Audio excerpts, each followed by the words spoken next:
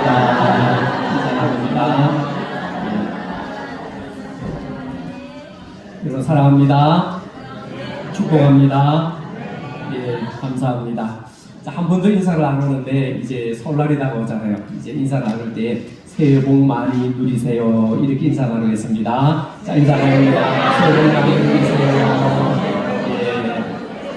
예, 받은 복이 너무나 많기 때문에 너무 쌓아두지 마시고 많이 누리며 살아가시기 바랍니다. 오늘도 주님 전에 예배하러 오신 여러분 한 분 한 분을 뵈니 참 반갑고 감사합니다. 한 주간 동안 주님의 은혜 가운데 평안하셨습니까? 오늘도 주님의 은혜가 하나님을 예배하는 우리 성도님들 가운데 늘 항상 함께 하시기를 축원합니다. 오늘은 참 짧은 달 2월의 마지막 주일을 맞았습니다. 그리고 내일부터 설 명절 연휴가 시작되죠. 원거리나 또 근거리나 이동하시는 가운데 어려움 없이 당근하신 가운데 명절을 주님의 은혜 가운데 잘 보내시기를 바라고, 또 설날을 맞아서 우리 성도님들의 가정에 주님 주시는 은혜와 평강의 기쁨이 늘 항상 가득하기를 다시 한번 축원합니다. 여러분도 그렇겠습니다만 저도 이 설날에 대한 어린 시절의 기억 중에 아직도 잊혀지지 않는 것 가운데 하나가 뭐냐면은 설빔에 대한 기억입니다. 설빔. 정확하게 몇 살인지는 정확하게 잘 기억이 안 나는데요. 이 70년대는 우리나라 새마을 운동이 한창 본격적으로 시작되던 때입니다. 다들 가난하고 또 어려운 시절이고 넉넉한 가정 형편이 아니어서 새 옷 한 벌 얻어 입기가 참 쉽지는 않았습니다. 그래도 설날에 그야말로 깨끗한 옷과 어쩌다 새 옷을 입게 되는 날은 얼마나 좋아했는지 모릅니다. 나중에 커서 알고 보니까 동생과 함께 생일이 똑같은 동생이 하나 있어요. 이해가 되시죠? 나이가 똑같은, 생일이 똑같은 이 동생과 함께 막내였던 우리 집에 이 막내 둘에게만 새 옷을 입혀 주었다, 이런 사실을 알게 되었을 때에 그랬구나 이런 마음에 어릴 적 즐거워했던 마음과는 사뭇 다른 마음마저 들었던 적이 있습니다. 그리고 우리가 설날에 입는 새 옷을 설빔이라고 부르죠. 이 설빔을 다른 말로 하면은 새장이다, 그렇게 표현합니다. 새장, 설날에 단장한다, 이런 뜻이죠. 그 시절에는 어른이든 아이든 새 옷 혹은 정결한 옷 설빔으로 갈아입은 후에 믿지 않는 사람들은 집에서는 아침에 차례를 지냈습니다.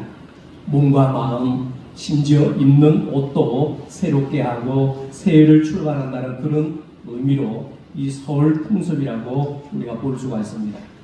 수없이 다양한 여러 가지 문화 가운데서도 모든 사람들에게 아주 공통적으로 통용되는 문화들이 있기 마련인데, 그 중에 하나는 뭐냐면은 옷입니다. 옷. 심지어 옷이 좋으면 사람이 돋보인다, 이런 말로 옷이 날개다, 이런 말도 있죠. 입은 거지는 얻어먹어도 벗은 거지는 못 얻어먹는다, 이런 말도 있습니다. 그리고 옷이 사람을 만든다, 이왕이면 다홍치마 등등 옷에 관한 속담이나 격언도 아주 다양하게 있습니다. 그만큼 우리는 옷을 통해서 상대방에게 예의를 표시합니다. 예를 들어서 집에서 입는 옷과 외출할 때 입는 옷이 다르고요. 또 일할 때 입는 옷과 예식장과 장례식에 갈 때 입는 옷이 다릅니다. 그리고 수영장에서 무슨 옷을 입어요?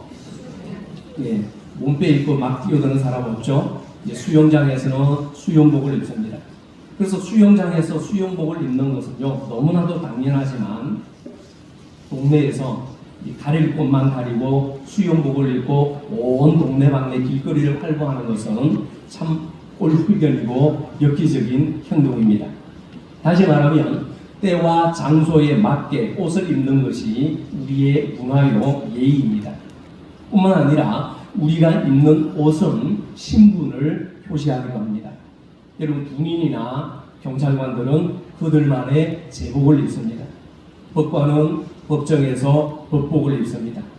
의사는 병원에서 자기가 의사임을 알리기 위해서 흰 가운을 입습니다. 목사는 성직을 의미하는 가운과 스토를 두릅니다.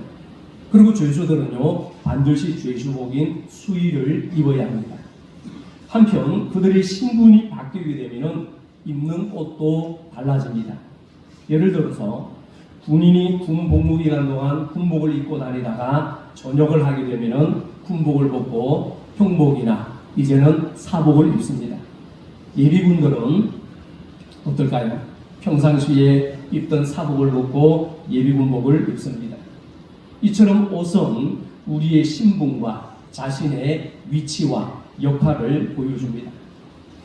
오늘 우리가 읽은 이 본문에서도 사도 바울은 우리 모두에게 아주 친숙한 옷에 관한 이야기를 통해서 우리에게 아주 귀중한 영적 진리를 우리에게 가르쳐주고 있습니다. 오늘 본문의 요점은 우리가 좀 본문을 길게 읽었습니다만 이 본문의 요점은 아주 간단합니다. 다시 말하면 우리 모두는 예수 그리스도를 통해서 새 사람이 되었습니다. 죄로 말미암아 영적으로 죽었는데 하나님께서 저와 여러분을 우리 모두를 하나님의 은혜로 다시 살려주셨습니다. 그래서 과거의 나는 이전의 나는 예수 그리스도와 함께 십자가에 못 박혀 죽었고 옛 자아는 없어지고 새 사람으로 죄인의 자리에서 의인의 자리로 옮겨지게 되었고 새 사람이 되었습니다. 할렐루야. 여러분 믿으시죠? 예. 우리는 우리의 신분이 하나님의 아들로 말미암아 하나님의 자녀로 신분이 바뀌었습니다. 우리의 위치가 달라졌고 우리의 레벨이 달라졌습니다. 그러기에 우리의 신분이 바뀌었으니 우리의 모습이 바뀌었으니 이제 어떻게 해야 하며 어떻게 살아가야 할까요? 하나님은 우리의 삶의 모습이 달라진 우리의 모습을 향해서 이렇게 말씀하십니다. 이제 너희의 신분이 바뀌어졌으니 너희의 모습이 달라졌으니 당연히 그 신분에 맞는 옷으로 갈아입어야 한다 말씀합니다. 바로 이 간단한 말씀을 사도 바울은 오늘 본문에서 이렇게 우리에게 말씀합니다. 너희는 유혹의 욕심을 따라 썩어져가는 구속을 따르는 옛 사람을 벗어버리라. 오직 너희의 심령이 새롭게 되어 하나님을 따라 의와 진리의 거룩함으로 지으심을 받은 새 사람을 입어라. 아멘. 자, 여러분 무엇을 입어라고 말씀합니까? 무엇을 입어라고 말씀하지요? 새 사람을 입어라 말씀합니다. 왜 그러느냐? 우리 신분이 바뀌었기 때문에 신분에 걸맞는 새 옷으로 새 사람으로 바뀌어져야 되고 새 옷으로 갈아입어야 한다 말씀합니다. 자, 그렇다면 도대체 우리가 갈아입어야 할 옷의 모양은 어떤 것일까요? 그 옷에 대한 모양을 구체적으로 25절부터 32절까지 말씀하고 있습니다. 여러분, 새해를 의미하는 설날을 맞이하면서 우리가 마땅히 갈아입어야 할 새 옷이 어떤 옷인지 오늘은 그 중에서 한 가지만 묵상하려고 합니다. 오늘 말씀을 통해서 주님이 나에게 주시는 영적 설빔을 한 벌씩 받으시기 바랍니다. 자, 먼저 저를 따라서 같이 한번 해봅시다. 거짓을 버리고 참된 것을 말하는 새 옷으로 갈아입자. 다시 한번 거짓을 버리고 참된 것을 말하는 새 옷으로 갈아입자. 자, 여러분들만 한번 해봅니다. 시작.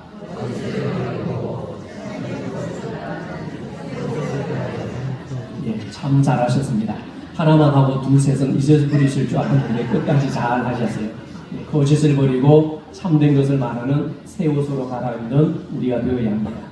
자, 그렇다면 여러분 우리가 본문을 한번 다시 주의 깊게 한번 보면서 같이 읽어보는데요. 25절, 29절, 30절. 자, 25절, 29절, 30절을 우리가 소리를 맞추어서 같이 읽어봅니다. 25절입니다. 그런즉 거짓을 버리고 각각 그 이웃과 더불어 참된 것을 말하라. 이는 우리가 서로 지체가 됩니다. 29절. 무릇 더러운 말은 너희 입 밖에도 내지 말고 오직 덕을 세우는데 소용되는 대로 선한 말을 하여 듣는 자들에게 은혜를 끼치게 하라. 30절. 하나님의 성령을 근심하게 하지 말라. 그 안에서 너희가 구원의 날까지 인치심을 받았느니라. 아멘.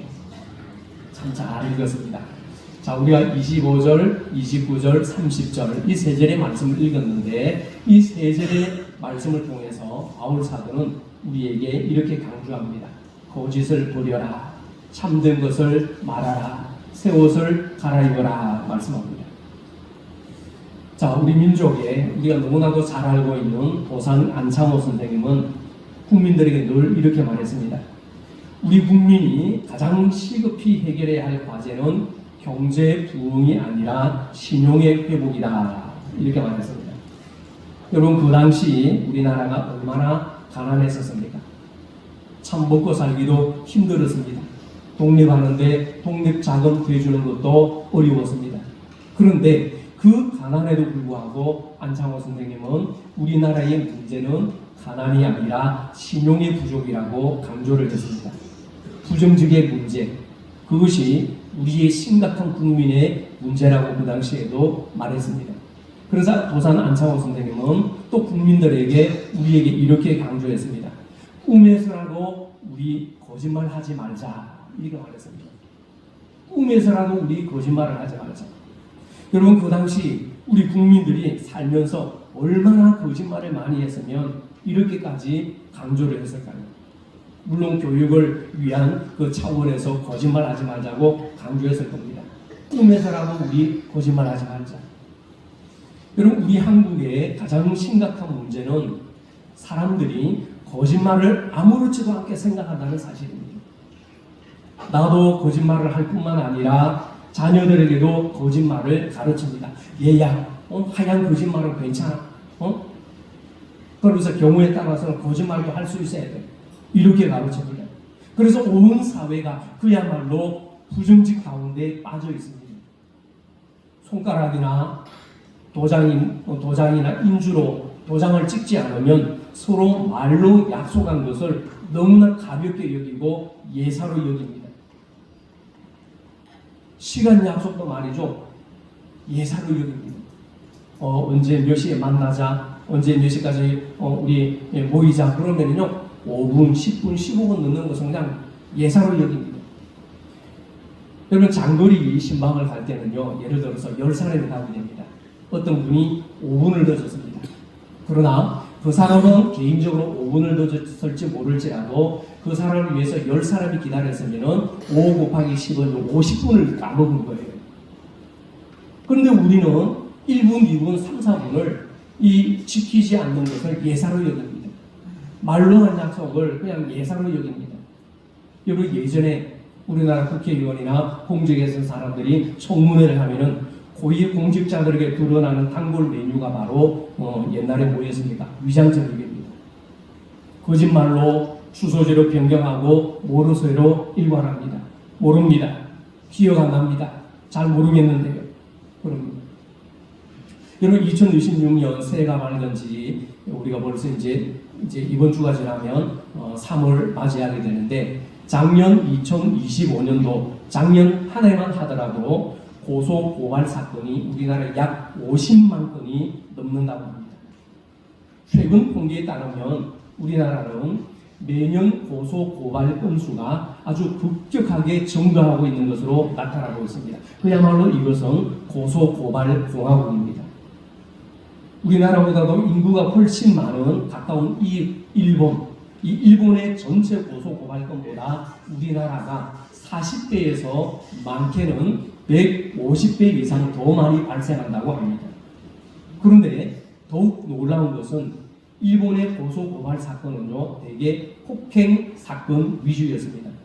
그런데 우리나라는요, 70%에서 80% 정도가, 즉 43만 건 이상이 어떤 사건이었느냐? 사기 사건이었습니다.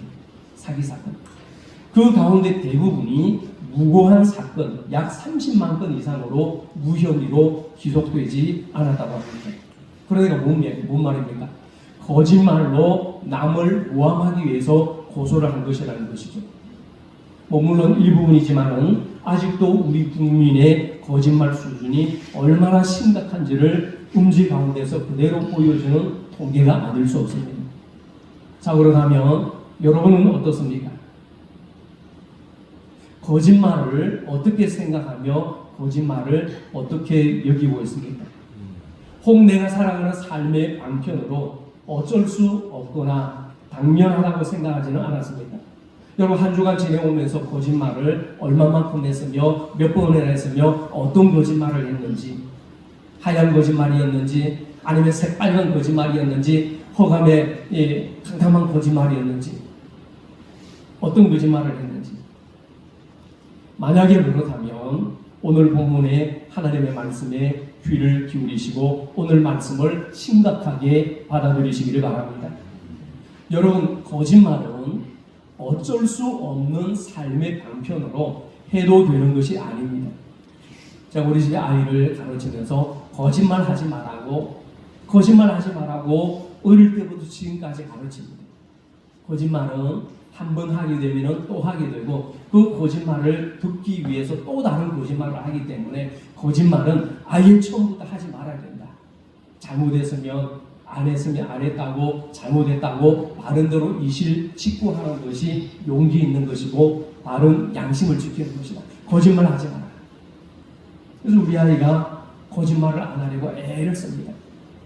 혹 늦잠을 자더라도 주일을 보낸다, 예배를 못 갔다 꼭 물어봅니다. 주일에 예배 잘 들었느냐, 오늘 교회는 별일 없느냐 물어봅니다. 그러면 교회를 못 갔으면요, 못 갔어요, 안 갔어요, 출근했어요, 늦잠 잤어요, 그러면서 꼭 바른 대로 얘기를 합니다. 근데 주일 잘 지켰냐, 예배 잘 들었냐, 교회 잘 갔냐, 목사님 잘 계시냐 물어보면요, 안 갔으면 어떻게 할까요? 대답을 안 합니다. 대답을 안 합니다. 그러면 저가 어떻게 느낄까요? 아, 안 갔구나, 이렇게 짐작을 합니다. 그러고서는 더 이상 묻지 않습니다. 주일 잘 지키자, 예배 잘 드리자, 이 말로 끝입니다. 여러분, 거짓말은 어쩔 수 없는 삶의 방편으로 해도 되는 그런 것 아닙니다. 하나님은 성경에서 철저하게, 엄중하게, 수없이 거짓말하는 것에 대해서 경고하고 있습니다. 여러분 25절 말씀 한번 보실래요? 그런즉 무엇을 버리고 거짓을 버리고 각각 그 이웃과 더불어 참된 것을 말하라. 이는 우리가 서로 지체가 됨이라. 아멘. 거짓을 버려야 합니다. 이웃과 더불어 참된 것을 말해야 합니다. 왜 그러느냐? 우리가 서로 지체가 되기 때문입니다. 거짓을 버리라고 성경 우리에게 문자적으로도 분명히 말씀합니다. 왜냐하면 우리가 서로 무엇이 되기 때문이죠? 지체가 되기 때문입니다. 여러분, 우리가 거짓말을 하지 말아야 하겠지만은 특별히 지체의식으로 하나 된 교회 안에서, 한 가정 안에서 거짓말하지 말아야 합니다. 그러나 신문의 통계에 의하면 사람들이요, 가장 가까운 자녀와 부모 사이에서 거짓말을 제일 많이 한다고 합니다. 통계입니다. 그 다음 어떤가요? 연인과 부부 사이에 거짓말을 제일 많이 한다고 합니다. 그 다음 세 번째는요, 친구 관계. 그 다음 네 번째는 직장과 직장 상사나 동료 관계 순으로 거짓말하는 분포가 나타났습니다. 사람은 하루 평균 한 번 내지 두 번 정도의 거짓말을 하며 그 중에서 상당수가 본인의 이득보다는 상대방의 관계 유지를 위해서 어쩔 수 없이 하게 되는 배려서 띈 거짓말이라고 부릅니다. 그리고 흥미롭게도 사람들은 낯선 사람보다도 자신이 소중하게 생각하는 사람에게 아주 더 정교하게, 더 정성스럽게, 아주 그럴듯하게 거짓말을 하는 경향이 있습니다. 이처럼 내 주변에 가까이 있는 사람들에게 상처를 입히고 거짓말을 많이 합니다. 그러나 하나님은 분명히 우리에게 이렇게 말씀합니다. 우리 가까이 있는 사람들에게 결코 거짓말을 하지 말아야 한다고 말씀합니다. 왜냐? 그 이유는 서로 지체가 되기 때문입니다. 자, 그렇다면 여러분, 지체가 무엇입니까? 지체. 한마디로 말하면 우리 몸 아닙니까? 몸. 크리스토폼이라는 이 신학자는 이 말씀에 이렇게 주석을 달았습니다. 만일 우리 눈이 바르게 거짓말을 하면 어떤 결과가 생길지 생각해보라. 이렇게 주석을 달았습니다. 여러분, 우리가 눈이 두 개 있습니다. 이 눈이 저 우리 신체 그 끝에 있는 발에게 거짓말을 한다고 한번 생각해 봅시다. 여러분, 발이 걸음을 걸어갈 때 무엇을 믿고 걸어갑니까? 생각 안 해보셨어요? 여러분, 발은 무엇을 믿고 걸어가요? 눈을 믿고 걸어가잖아요. 앞에 돌멩이가 있는지 걸림돌이 있는지 눈이 본 것을 믿고 눈이 전달해주는 보이는 신경을 믿고 걸어갑니다.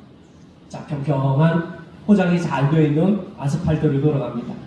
그런데 눈이 낭떠러지를 보았습니다. 웅부패인 싱크홀을 보았습니다. 그런데 눈이 발에게 거짓말을 합니다. 야야야, 괜찮아 평평해, 심장도야, 그냥 네 마음대로 걸어가도 돼, 그냥 앞만 보고 그냥 가. 그럽니다. 자, 그 말대로 발이 눈이 말하는 대로 시키는 대로 걸어가면 어떻게 될까요? 몸은 죽습니다. 만약에 코가 입에게 거짓말을 하면 어떻게 될까요? 코가 냄새를 맡아보니까 음식이 그냥 아주 많이 상해 있어요. 부패가 됐어요. 먹으면 배탈이 나거나 죽을 수밖에 없을 것 같은데 코가 입에게 거짓말을 합니다. 맛있는 냄새가 나. 먹어도 괜찮아. 그러고서 입이 그 음식을 먹게 되면은 그 몸이 어떻게 될까요? 병이 듭니다. 이제 여러분, 우리가 서로 지체가 되면이라 이 말씀의 의미를 아시겠습니까? 우리가 믿는 형제 자매들에게 거짓말을 하게 되면 그것이 바로 우리 몸인 나 자신을 죽이는 일이 되고 그리스도의 몸이 무너지고 병들게 되고 교회가 어려워지는 중요한 원인이 된다고 성경은 말씀합니다. 여러분, 거짓말은 이와 같이 큰 결과를 초래합니다. 거짓말은요, 내 개인뿐만 아니라 우리 가정과 교회와 사회를 죽이는 행위입니다. 그러기에 성경은 거짓말을 아주 심각하게 다루고 있습니다.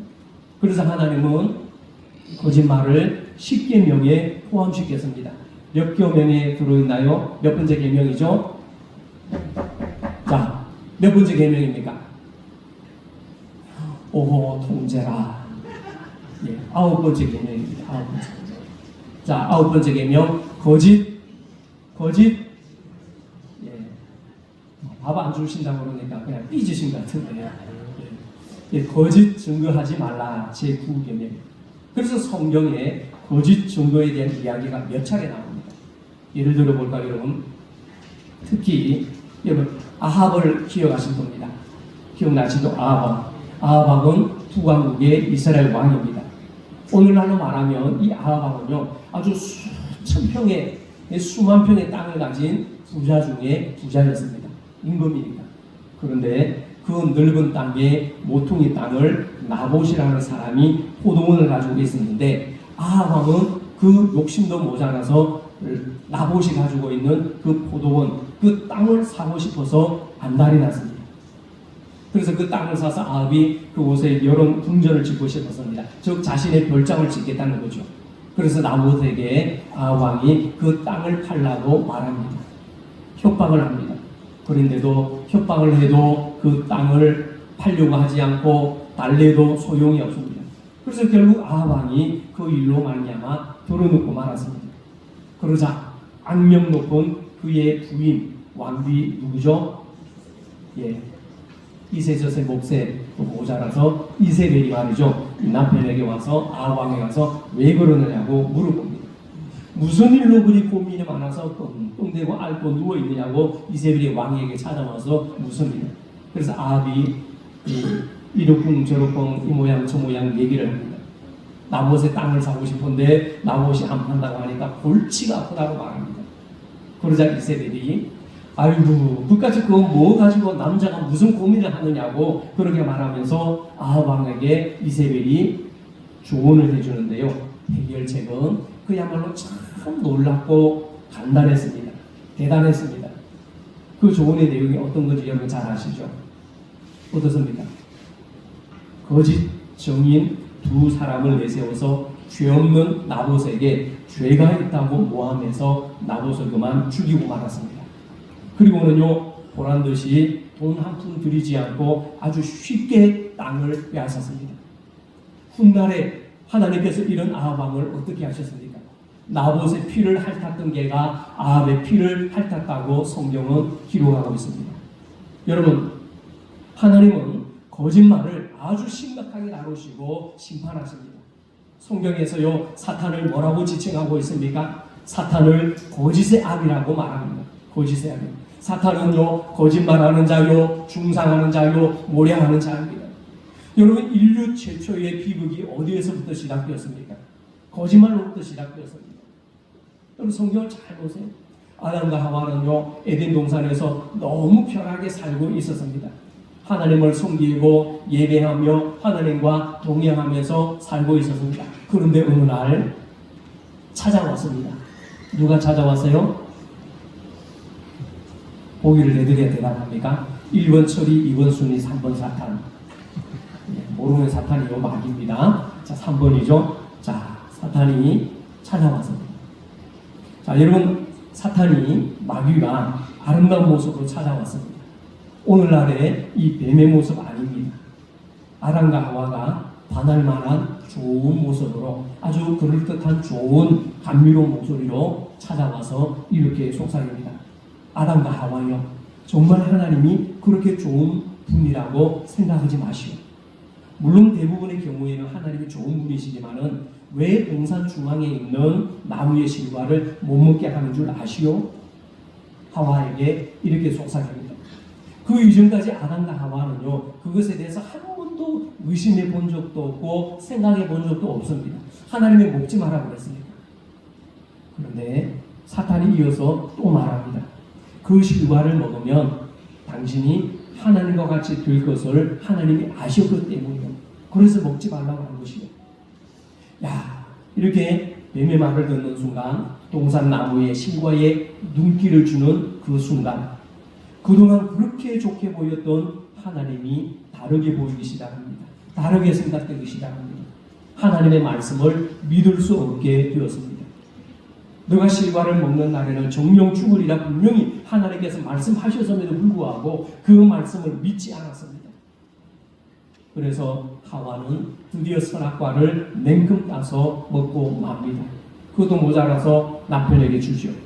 그 결과 우리에게 죄악이 찾아왔고 죽음이 찾아왔다고 성경은 우리에게 분명히 말씀합니다.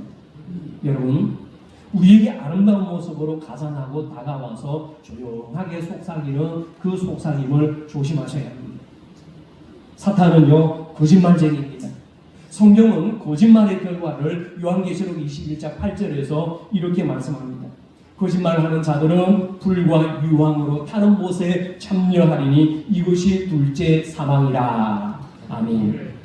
거짓말하는 자들은 어디에 들어간다고 그럽니까? 어디에? 불과 유황으로 타는 못에 들어간다 말씀합니다. 여러분, 하나님은요, 절대로 과언하시지 않습니다. 하나님은 절대로 실수하지 않으십니다. 거짓말이 얼마나 중요한지 하나님은 그것을 지옥에 갈 일이라고, 불과 유황불에 들어갈 일이라고 우리에게 아주 엄중하게 경고하십니다.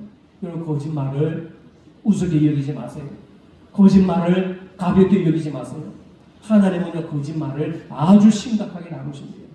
여러분, 이 거짓말을 오늘 본문 26절 27절에서 연관시켜 해석해 보시기 바랍니다. 분을 내어도 죄를 짓지 말며 해가 지도록 분을 품지 말고 마귀에게 틈을 주지 말라. 아멘.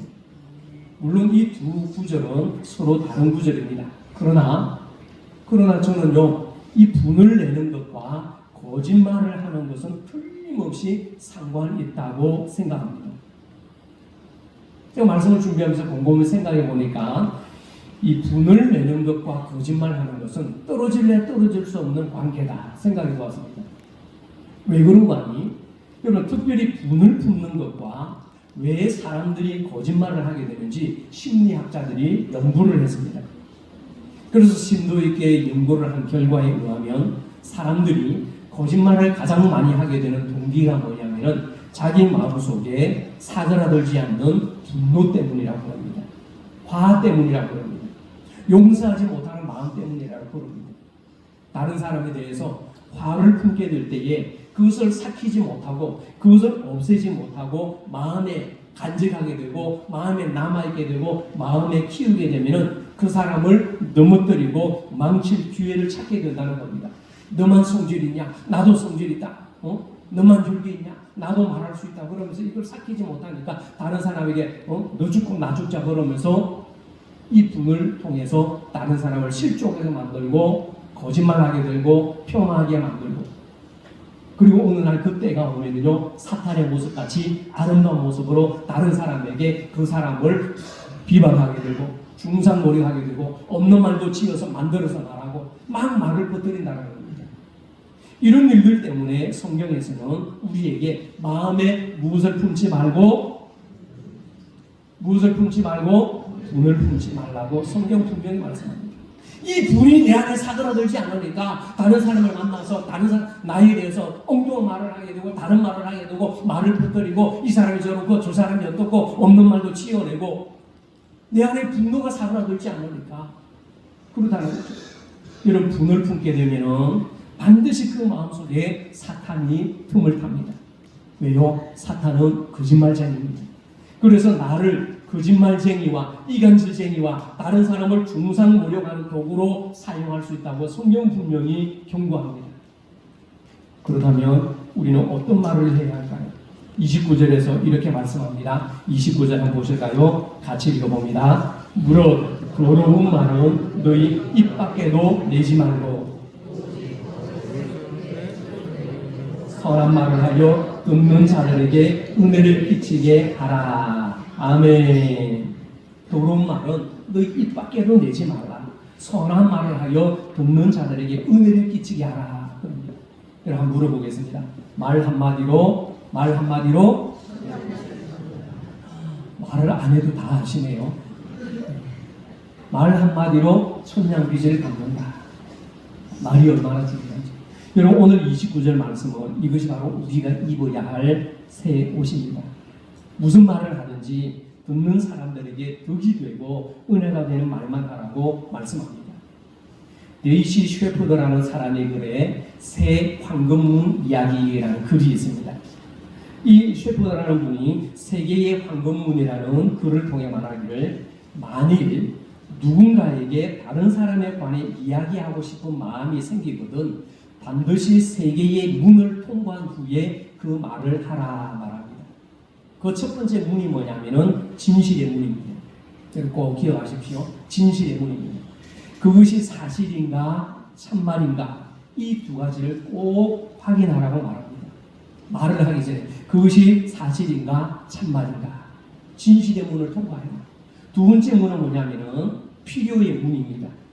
내가 이것을 꼭 말할 필요가 있는지, 내가 하려는 말이 꼭 필요한 말인지, 또 반드시 해야 하는 말인지 확인하고 또 확인하고 그 말을 해라 말씀합니다. 이것이 필요의 문입니다. 그래서 입에서 나오는 말과 물은 한 번 쏟아버리면요 다시 주워 담기는 불가능하기 때문에 말하는 것에 대해서 신중을 기해야 합니다. 자, 세 번째 문은 친절의 문 혹은 유익의 문입니다. 내가 그것을 말하는 것이 나와 그 사람과 내 가정과 우리 교회에 유익이 되는가? 나에게 유익이 되고 그 사람에게도 유익이 되고 내가 속해 있는 우리 공동체에 유익이 되는가? 내가 지금 말하려는 이 말은 친절한 말인가? 반드시 확인하라는 뜻입니다. 그래서 진실의 문, 필요의 문, 친절의 문 혹은 유익의 문, 이 세 개의 문을 반드시 통과한 후에도 그래도 해야 할 말이라면 그때 해도 늦지 않다고 말합니다. 여러분 이것을 꼭 한번 생각해 보세요. 여러분 이번 설 명절에 모일 때에 가족과 자녀들과 친지들과 모여 즐겁게 담소를 나누시기 바랍니다. 모여서 말을 잘해야 합니다. 함부로 하는 말 때문에 누군가가 상처받고 관계가 깨지는 일이 많이 생깁니다. 말을 예쁘게 해야 합니다. 말을 아름답게 해야 합니다. 여러분 요즘에 유튜브라든지 언론에 보면은 이 강의하러 가는 김창옥 씨라는 분이 계십니다. 여러분 아시죠? 예, 이웃집에 살고 있는 이웃 사람 이름은 몰라도 한 번도 만나지 못한 김창옥 씨를 아실 거예요. 그분이 뭐라고 그러시냐면은 모국어가 아름다운 사람을 만나는 것이 좋다 그랬습니다. 모국어. 뭐예요? 어머니로부터 배운, 가정에서 배운 좋은 말을 하는 사람과 만나는 사람이 유익하다 말했습니다. 그래서 말을 예쁘게 하는 사람, 말을 잘하는 사람, 이 잘한다라는 것은 좋은 말, 선한 말, 똑스러운 말, 아름다운 말, 예쁘게 하는 말, 아름답게 하는 말, 이런 말을 쓰는 사람을 만나라고 말씀합니다. 그래서 저도요, 말을 어떻게 하면 예쁘게 할까, 말을 어떻게 하면 좀 부드러울까 그러다가 제 아내가 도서관에 가서 책을 한 권 빌려왔어요. 저기 홍천에 가면은 남면 도서관이 있는데 거기에 가니까 이행수녀님이 쓴 고운말 예쁜 말에 요한하는 책이 있어요. 요즘 그걸 읽고 있어요. 여러분, 명절 후에 이혼하는 부부가 많다고 합니다. 왜 그러냐니까 명절 이후에 부부 싸움이 급증하고 이혼 상담이 2배 이상 증가한다는 통계가 있습니다. 어느 가정의 아버지가 빈둥빈둥 놀기만 하는 아들에게 한마디 합니다. 야, 아들, 미국이 저 아브라함 링컨은 너 나이 때 집안이 어려워도 열심히 공부했다. 너는 나중에 뭐가 되려고 이렇게 빈둥빈둥 놀고만 있냐? 아버지가 아들에게 이렇게 말합니다. 이 아버지 말을 들은 이 아들이 아버지에게 한마디 합니다. 아이고 아버지, 그런 말씀 하지 마세요. 링컨이 아버지 나이 때는요 대통령이 되었어요. 대통령.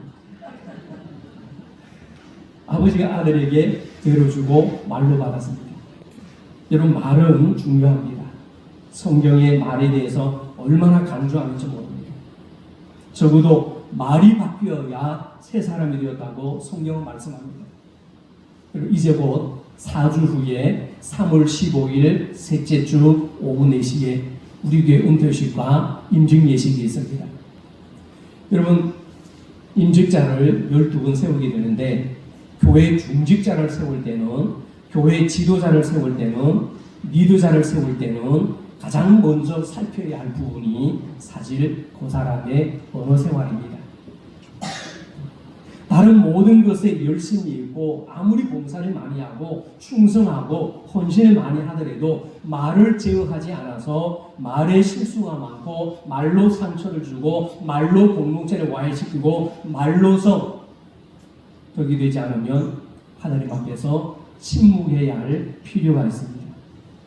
교회 안에서 주먹 다짐하고 폭력이 있어서 교회가 갈라지는 것 아닙니다. 말 때문에 갈라서고 말 때문에 돌아서고 말 때문에 돌이킬 수 없는 일이 발생합니다. 저도 본의 아니게 말 실수를 해서 우리 집사님 한 분에게 마음에 큰 상처를 드린 적이 있습니다. 저는 그런 뜻이 아니었는데 사람은 다 상처를 받을 수 있습니다. 내가 무심코 던진 돌멩이 하나가 뭐가 맞아서, 그렇죠, 개구리가 무심코 그냥 던졌는데 개구리 맞아서 죽을 수도 있는 것처럼 우리가 무심코 한 말이 상처를 주고 받을 수 있는 거죠. 그래서 저에게는 그것이 참 무거운 짐이 되고 있습니다.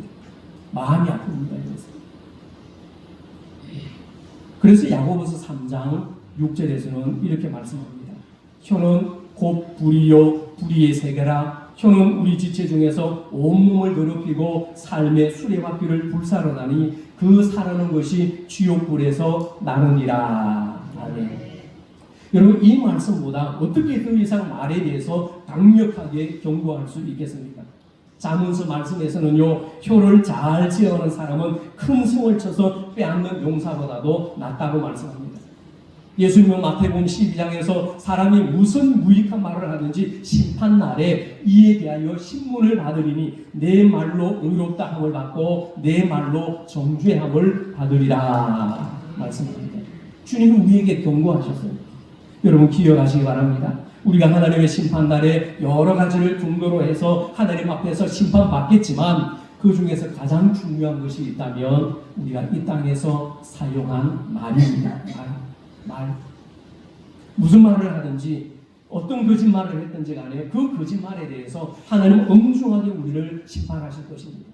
여러분, 거짓말은 우리 입에서 나오는 독을 뿜는 겁니다. 그런데 더욱 놀라운 것은 30절 말씀이 바로 앞에 나오는 29절과 연결되어 있다는 사실입니다. 뭐라고 그럽니까? 하나님의 성령을 근심하게 하지 말라. 그 안에서 너희가 구속의 날까지 인치심을 받았느니라. 아멘. 여러분, 하나님의 성령이 우리 안에서 뭐 하신다 말씀합니까? 근심한다. 내가 득이 되지 않는 말을 했을 때에, 거짓말을 할 때에, 폭언과 폭소를 했을 때에, 원망과 비방과 험담하는 말을 내 뱉을 낼 때마다 하나님의 성령이 내 안에서 근심한다고 말씀합니다.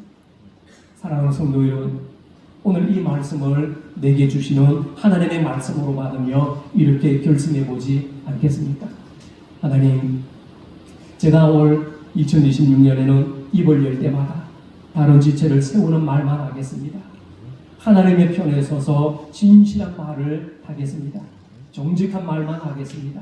위로하고 격려하고 독려하고 칭찬하고 인정하고 세워주는 말만 하겠습니다. 이렇게 결단하시기 바랍니다.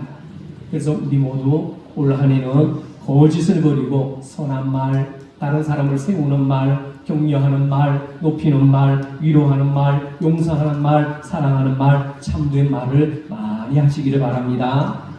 그리하여 이번 설날 명절을 계기로 더욱 아름답고 덕이 넘치는 새 옷으로 갈아입고 새로운 마음가짐으로 믿음으로 새 출발하는 우리 성도님들 되시기를 바랍니다. 그리하여서 내 입에서 나오는 말대로 입술의 열매를 내전하며 주님께 칭찬받는 복 있는 우리 청운의 모든 믿음의 식구들이 되시기를 간절히 축원합니다. 기도하겠습니다. 하나님 아버지, 감사합니다. 오늘도 우리에게 귀한 새 생명 주셔서 하나님을 예배하게 하시오니 감사합니다. 우리가 구원받은 하나님의 백성답게 말에 실수가 없게 하여 주시옵소서.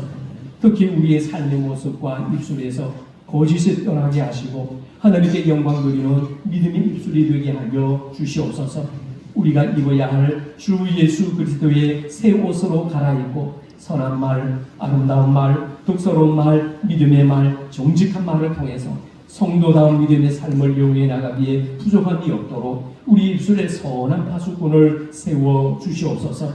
아버지 하나님, 2026년 이 올 한 해 동안 우리 청운에 속한 모든 믿음의 성도들이 입술의 열매가 아름답게 하셔서 복을 받는 입술, 기도하는 입술, 또 하나님을 찬양하는 입술, 전도하는 입술 되게 하여 주시옵소서. 그리하여 하나님께 영광이 되게 하시고 많은 사람들에게 유익을 주는 선한 입술 되게 하셔서 아버지의 뜻을 이루어가는 믿음의 삶이 되게 하여 주시옵소서.